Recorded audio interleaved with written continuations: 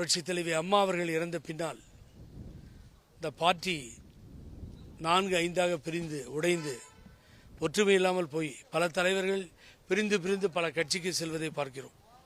ஒரு முன்னாள் முதலமைச்சர் கூட போய்விட்டார். ஆகவே இப்படிப்பட்ட ஒரு சூழ்நிலை நிறுவுகிறது. ஆகவே தெளிவில்லாமல் இருக்கின்ற தொண்டர்கள் ஒரு காலகட்டத்திலே எங்கள் தலைவர் எங்கள் தலைவி என்று இரும்பு மனிதராக இருந்த புரட்சி தலைவி அம்மா பின்னாலே நின்றவர்கள் தடுமாறி கொண்டிருக்கிறார்கள். இங்கே போகலாமா, அங்கே போகலாமா, அங்கே போனால் பெனிஃபிட்டா? ஆகவே என் தலைவர்கள் போகும்பொழுது அவர்கள் என்ன பண்ண முடியும்? இப்படிப்பட்ட ஒரு சூழ்நிலை ஏற்பட்டிருக்கிறது.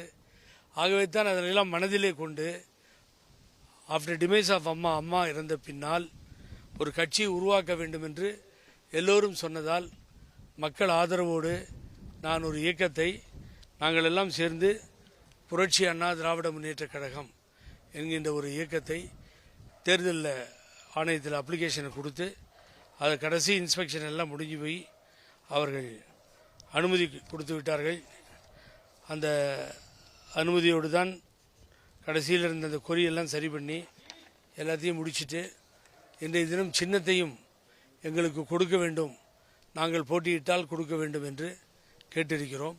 ஆதரவு சப்போஸ் முடியல, கண்டெஸ்ட் பண்ண முடியல, டைம் இல்லைன்னா, ஆகவே யாரை ஆதரிப்பது? மத சார்பற்ற கட்சிகள் மதத்தை வைத்து கடவுளை வைத்து ஏமாற்றி அரசியல் செய்பவர்களுக்கு எதிராக நாங்கள் இந்த இயக்கம் தொடர்ந்து பீடு நடை போடும். இது புரட்சித் தலைவர் எம்ஜிஆர் அம்மா வழியிலே இது வெற்றி காண்பதற்குரிய பணிகளிலே நாங்கள் இறங்குவோம். எங்களது பொதுக்குழுவை கூட்டி ஆயிரக்கணக்கான நிர்வாகிகளையும் தொண்டர்களையும் சேர்த்து பின்னர் நாங்கள் யாரை ஆதரிப்பது என்பது முடிவு செய்வோம். வேண்டுமென்றால் போட்டியிட வேண்டும் என்ற நிலை வந்தால் போட்டியிடுவோம். நிச்சயமாக தேர்தல் ஆணையம் சின்னத்தை ஒதுக்கும் என்று நம்புகிறேன். ரொம்ப கண்ணீர் விட்டு கதறக்கூடிய நிலையிலே அதிமுகவினுடைய தொண்டர்கள் இருப்பதை பார்க்க முடியாது. ஆகவே அங்கேயும் இங்கேயும் ஓடுவதற்கும் பல லட்சக்கணக்கான தொண்டர்கள் விரும்பவில்லை. ஆகவே அதனால தான் இந்த நடவடிக்கை எடுத்திருக்கிறோம். இப்படி என்ன நிலை அதிமுகவுக்குன்னு கேட்டிங்கன்னா, தமிழ்நாட்டிலே கட்சி நடத்துகிறார்கள். அம்மா இருக்கும்பொழுது போயஸ் தோட்டத்து வாசலிலே நின்றவர்கள் சீட்டு கேட்டு வந்து நிற்பாங்க அம்மாவை பார்க்க முடியாமல்.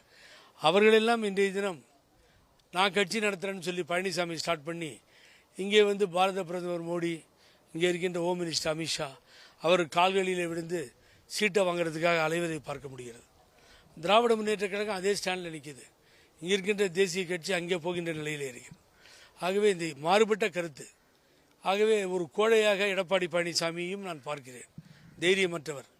ஆகவே அம்மா சொன்னது போல பாரதிய ஜனதா கட்சியுடன் எந்த காலகட்டத்திலும் கூட்டணி இல்லை என்றார்கள்.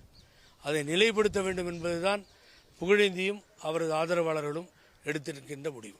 அதில் என்னன்னு கேட்டிங்கன்னா, நம்ம கண்டெஸ்ட் பண்ண முடியலனா, நிற்க முடியல, டைம் இல்லை, போதலைன்ற ஒரு நிலைமை வந்தால் நாங்கள் யாரை ஆதரிப்பது என்பதை முடிவு செய்து அந்த கட்சிகளை ஆதரிப்போம். அது நிச்சயமாக பிஜேபி இல்லை, எகெயின்ஸ்ட் பிஜேபி நாங்கள் எங்களுடைய பயணத்தை தொடருவோம். மாற்றுக்க பிஜேபியோ ஏனென்று கேட்டால் பிஜேபி மேலே எந்த கோபமும் இல்லை.